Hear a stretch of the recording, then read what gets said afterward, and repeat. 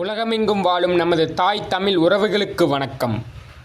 தலைமுறை கடந்தும் தமிழனின் நெஞ்சில் எரிந்து கொண்டிருக்கும் ஒரு நெருப்பு. வீரம் என்ற சொல்லுக்கு இலக்கணம் தந்த ஒரு தனி மனித வரலாறு.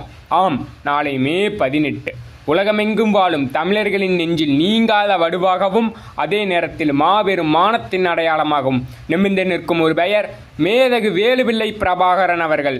அவரை பற்றி பேச இன்றைக்கு பல பேருக்கு துணிச்சல் இல்லை.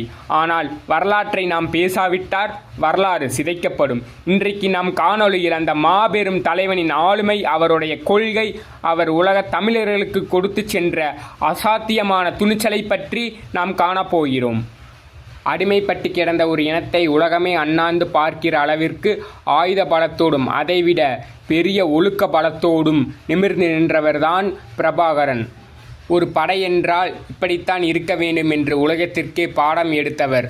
உலக வரலாற்றிலேயே தன் படையை சேர்ந்த யாரும் மதுவோ புகையோ எந்த ஒரு தவறான பழக்கங்களையோ வைத்திருக்க கூடாது என்று அசாத்தியமான ஒழுக்கத்தை கொண்டு வந்த ஒரே தலைவன் நம் பிரபாகரன் தான். பெண்களுக்கு பாதுகாப்பு இல்லாத இந்த உலகத்தில் பெண்களுக்கு என தனி படைப்பிரிவு அமைத்து அவர்களை வீரத்தின் உச்சத்திற்கு கொண்டு போன பெருமை இவருக்கு மட்டுமே சேரும். சொகுசான வாழ்க்கை வாழ அவருக்கு 100 வழிகள் இருந்தன. ஆனால் அவர் தன் மக்களின் விடுதலைக்காக காடுகளையும் மேடுகளையும் தன் வீடாக மாற்றினார். இறக்கும் வரைக்கும் அந்த மண்ணை விட்டு அவர் நகரவே இல்லை. இதுதான் உண்மையான தலைவனுக்கான இலக்கணம். அவர் வெறும் ஆயுதமேந்திய போராளி இல்லை. வீழ்வது நாமாக இருந்தாலும் வாழ்வது தமிழாக இருக்கட்டும் என்று வாழ்ந்து காட்டியவர். எதிரி எவ்வளவு பெரிய பலசாலியாக இருந்தாலும் சரி, அவனுக்கு முன்னாடி மண்டியிடக்கூடாது, தலை நிமிர்ந்து நிற்கணும் என்று திமிரை நமக்கு கற்றுக் கொடுத்தவர்தான் மேதகு பிரபாகரன். மே 18 இது வெறும் சோக நாள் கிடையாது. தமிழர்கள் தன் உரிமைகளுக்காக எப்பேற்பட்ட தியாகங்களை செய்திருக்கிறார்கள் என்று நினைத்து பார்க்க வேண்டிய ஒரு வீர நாள்.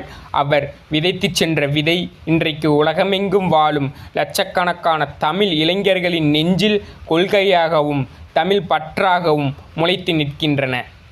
உடல் அழியலாம், ஆனால் அவர் விதைத்து சென்ற சுயமரியாதை என்ற கொள்கை என்றைக்கும் அழியாது.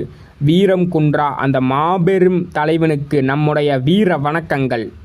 தமிழ் வாழ்க, தமிழ் வெல்க. நன்றி, வணக்கம்.